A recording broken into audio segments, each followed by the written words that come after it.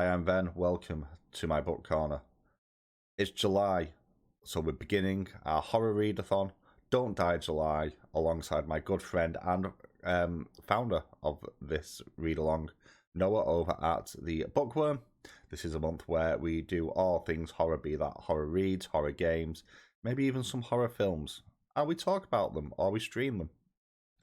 The first book to review this month is one that won a poll on my channel in June for potential reviews, one of two books that we voted for. That is Lost Boy by Christina Henry. This first came out in 2017, comes in at around 300 pages long, depending on the version that you have. And this is a story inspired by the well-known J.M. Barrie tale of Peter Pan. So as always, we shall start off by talking about the story before jumping to the characters, the world building, and the presentation before I give my final thoughts at the end of the video.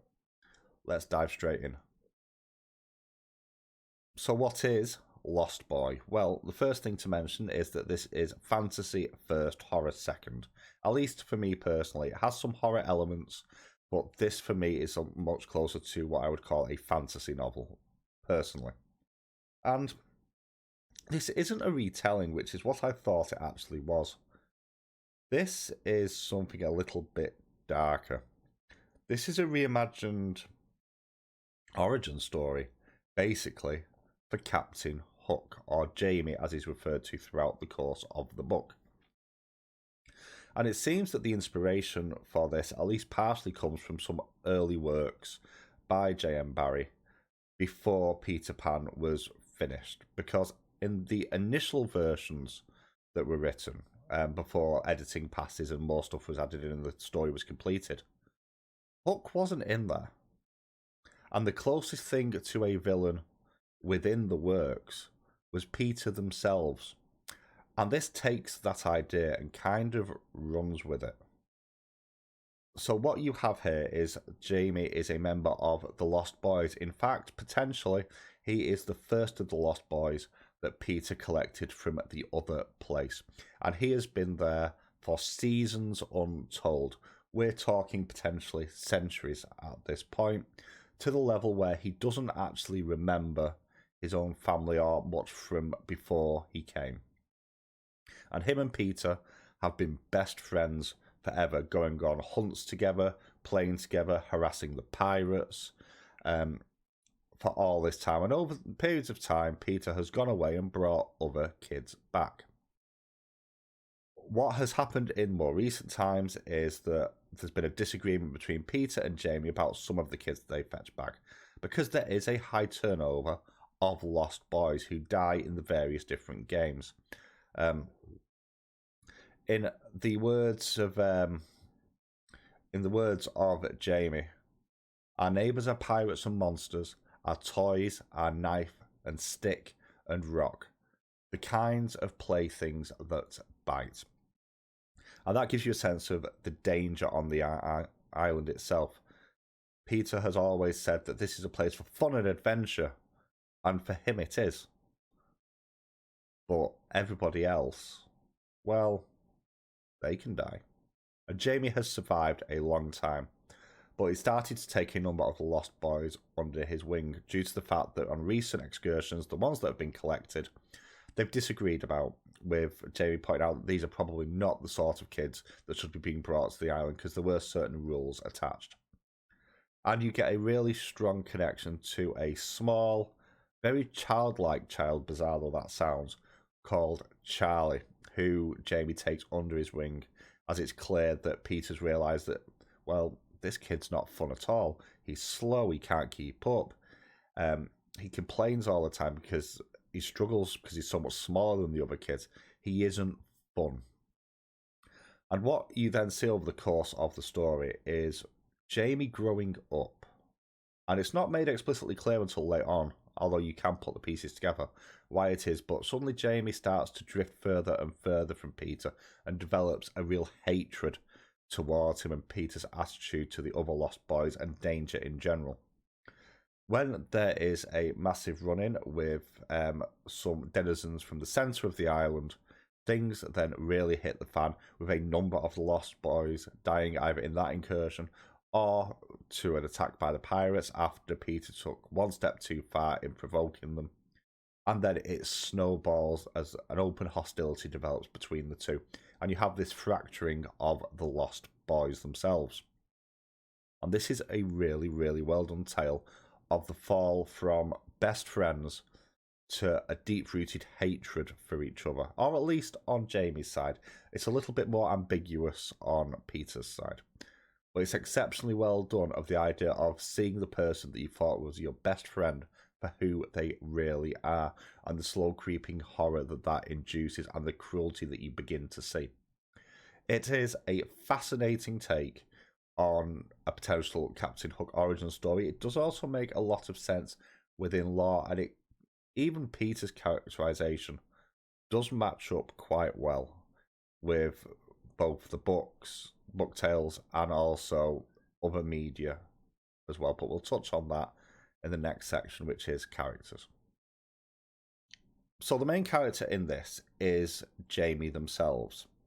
Peter is not in the book as much as you would expect, but he is very much the driving role of the book. So starting with Jamie first, and Jamie is ruthless, vicious to his enemies, a seasoned fighter, a leader of the group. He very much takes on, for want of a better word, I'd say the older brother figure. He's the one that everybody looks to for instruction when there isn't anything coming. And everyone follows his lead as well. And this is something that is looped back to right at the end of the book itself. He is the one that always fights the fastest and most dangerous of the pirates, while Peter's off fighting the fat and slow captain. And he always takes the right hand of whoever he beats in battle to remind them that they were beaten by a child. That's important because that links into the idea of Hook themselves. And whilst he isn't harsh, he is quite a blunt character. Although he does care about the people around him, he wants them to survive. And the further into the book you get, the more you see how the deaths of all the Lost Boys, and so many deaths in quick succession, which I think is probably the tipping point for this one, kind of start to drive the wedge between him and Peter. And the really interesting thing is there's a sense of emotional magic going on here involving Peter themselves. And you have this sort of breaking apart as he begins to see Peter as not this sweet and innocent child, but actually really apathetic to what is happening around them. Very much a creature of whimsy, which obviously in the traditional stories is put down to being a forever child. But there's something a little bit more cynical on this take of the Peter Pan character. And what I really like is the fact that all the way through, Hook is trying to keep the rest of the Lost Boys safe. And when he's arguing from the point of common sense, but he's that enraged by this. And he doesn't know where this rage has come from. It's almost like a bloodlust. And that is due to some suppressed memories from childhood. Now, as mentioned, though, the real driving force of the story, even though he's not really in the book as much as you'd expect, is Peter Pan. And what I really like about this portrayal is that Peter reminds me of something from Fey lore, and always has done to a limited extent. There's always been something slightly elven, I suppose, about him. The lack of age, the capriciousness, the impulsiveness. And the way that Peter is shown here is very reminiscent to the way you see High Fae often described as very much in the moment, but damn the consequences, and everything around them is their plaything, and nothing is as important as them. So, in other words, everything around them is his toy. And that's kind of how he sees the Lost Boys. He doesn't care about them other than Jamie, because Jamie was the first. And there is definitely a suggestion here of there is some form of level of love here. And when he realises that Jamie is growing up, which you see through physical changes, and he doesn't see it straight away, because he's still blinded by sort of a twisted affection. It's a really powerful moment. And as a driving force, it works really well because he's very much flits in and out. And a lot of the things that he does appear on the surface to be reasonably benign. But then Jamie pulls it back to point out that he knows better than this. And this is plotting. And you see what happens when those ideas come to fruition. It's exceptionally well done. And the confrontation at the end, which leads to the true arrival of Captain Hook themselves as a character, who isn't really in this book at all over the last little bit, is exceptionally well done. The idea of you were never to leave this island and always be my friend and play my games, to you are never to leave this island, you will always play my games and now be my enemy, is an interesting twist on the curse that was kind of already there. There are a number of other characters.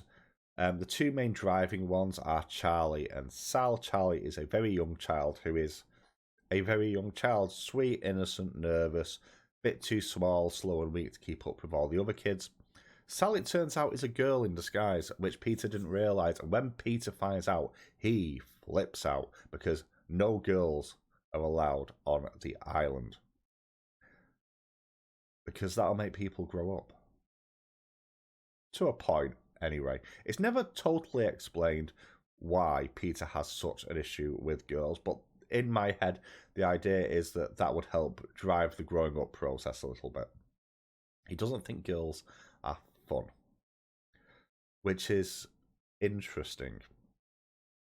Now, girls do come to the island. The pirates occasionally fetch them as well, but that's for different reasons and not exactly particularly well treated. There are a number of other lost boys as well. Most of them do not make it out alive, and they don't get a huge amount of really deep building. You have a couple of twins who are very much roughhousing all the time. They've been there a long time as well. Really committed, really brave, but easily distracted. Something that does play into the story later on. You have someone who's brought in who is very much designed to be an antagonist for Jamie as well, which is well done, especially a point of betrayal that comes quite late on in their story, which is impressively done. The character you don't see, or at least is not explicitly stated till late on, is Tinkerbell and the fairies. And you don't really get much from the various other sections of the island as well. You don't get much about the pirates besides what we are told. But just for the characterization of Jamie and Peter themselves, this is really, really strong. World building, and we need to start with the map first of all, because the map doesn't match other maps of Neverland that I have seen. If you turn it and reorientate it, then it's a lot closer, but it's still not a one-to-one match. But there's a couple of things in here which do marry up, and the main one is the tree, or the hanging tree as it is in most maps, because in here, the tree is the way to get back to the other place. This is how, in the story, Peter Pan goes to fetch the other kids back. He doesn't fly. That's important. In fact, his flight is a thing that's kept from us until very late in the story. Whereas in the main stories, that tree is the hangman's tree. That tree is dead. That's really important, and you need to hold on to that one when you read the book. If you read the book. But you do have the various different denizens of the island. The mermaids are mentioned. You don't really get any time with them. You don't find out a huge amount. All you know is that they're not as subject to the whims of Peter as most other things on the island. You have the wild animals that are there. You don't have the Indians, or at least they're not mentioned within this one. You do have the pirates, though. And the pirates keep coming back to the island, basically, because they want to find the Fountain of Youth, which they assume is here, because Peter doesn't grow old. A reason to keep coming back. And what happens is, for many, many, many, many seasons, Peter and the Lost Boys have sort of prodded and poked at the pirates, doing raids or stealing from them, but never anything too serious. You've had the battles where Peter will fight the captain, Jamie will normally fight the younger, faster, more dangerous first mate. And then over time, those captains and characters will change, breaking it up and making it more interesting for Peter. You have a change here, however, when Peter burns everything to the ground except the ship, because that enranges them to a level that they've never been enraged before, and that really does drive the bloodlust of the pirates throughout the rest of this story, and as well in future stories, to be honest. The curious thing is that the fairies, which you barely see now, you do find out about them at the end, due to something that Jamie does, but they are kept very much in the background. That's very loud. In the background. And again, as mentioned before, Tinkerbell isn't really included here. Now, there is hints that Peter is something other than human due to some of the things that he does. There's one moment where you have this blast of almost, I'd call, almost like a glamour trying to be thrown at Jamie, which is pushed back by his own bloodlust, which does suggest a different origin and a more magical origin for Peter. And also, there is a question of whether Peter created the island or the island was created Peter, which is an interesting little idea on how it works. But this is a place that's incredibly dangerous, and that is not more so seen than the plains where the many-eyed live, which are basically giant arachnids, giant spiders that don't really come out of the plains too much. And it's said that there's some sort of truce between Peter and those, and part of that truce is that they cannot kill any of the many-eyed. And what really kicks off the story of this is when Jamie does, out of necessity, to save one of the Lost Boys. So overall, everything wraps up quite nicely, and it does explain some bits that then appear in the actual main works that are set later canonically to this. Not a huge amount here, though. Not really, but the focus is on the characters, so it certainly does its job. I don't have a huge amount to say about presentation for this one. I'm going to mention the cover that's on screen because this is the cover that I've got. And I'm assuming the bigger character is Peter Pan. I could be wrong on that though. But in my head, it makes more sense that it is. Even though you've got the hook image going through them, the way it curves and around the back is very reminiscent to imagery of a lot of creatures in folklore that are related to nature, be them nature sprites or Pan themselves potentially, and I like the sort of suggested imagery there. If you then split it instead and say that this is Jamie, then it does still work as well, with the hook being the sort of ultimate thing that drives him forward and almost turns him into the devil of the better known Peter Pan, well, the original Peter Pan stories. In terms of the writing, this goes along at a very quick clip, and you don't necessarily realise that, partially because of the length of the chapters, because these do have decent chapter length. They allow the scenes to grow. You do not have this issue that you sometimes get with short chapters, where there's so many that it disrupts the flow of the story, at least for me personally. But because of the fact it's longer chapters, you don't realise just how quickly the story's clipping along at times. So it never quite feels exhausting either. It disguises the pace of its own story. And also in terms of the flow of the story, it does a good job of ramping up gradually the level of tension that you have between Jamie and Peter until it hits a certain peak. And then it drops. But when it drops, it's dropping to something far more dark and dangerous in terms of hostility and hatred that is really well done, and then hits a baseline that's almost apathetic in many regards, in the fact that it doesn't really peak after that, because it's just cold, hard fury at that point, and that is especially well brought across. It also hits a number of emotional moments, particularly with Jamie and Charlie and Jamie and Sal, but also there's a moment with the twins that really forces home the idea of how dangerous the island is, and reinforces the idea of Peter as this capricious, uncaring leader of the group. And I use the word leader sparingly here, because by this point, that is a debatable statement. On top of that, you do have a map, and whilst it doesn't match other Neverland maps, which I suggest maybe a copyright thing, it does a good job of fleshing out the distances between places in a way that makes sense, because movement around the island is a major part of the story. So having an idea of how far away things are and how close they're skirting to dangerous situations does actually really help inform some of the imagery of the story as well. In terms of imagery in the story, everything is described reasonably well, but it doesn't go over the top, as is often the case in a lot of fantasy fantasy books. This does rely on your imagination. It gives you enough of a patchwork to then fill it in yourself, and it's not that far away from normal everyday woodlands or islands that you wouldn't be able to imagine this situation. So whilst it is not especially in depth, it gives you enough to visualize. So overall, I think it does a really good job of pulling all its parts together. Overall, this was a lot of fun. I enjoyed this quite a bit. Part of me would have liked this to have been a little bit longer. I would have liked to have seen a little bit more interaction between Peter and Jamie.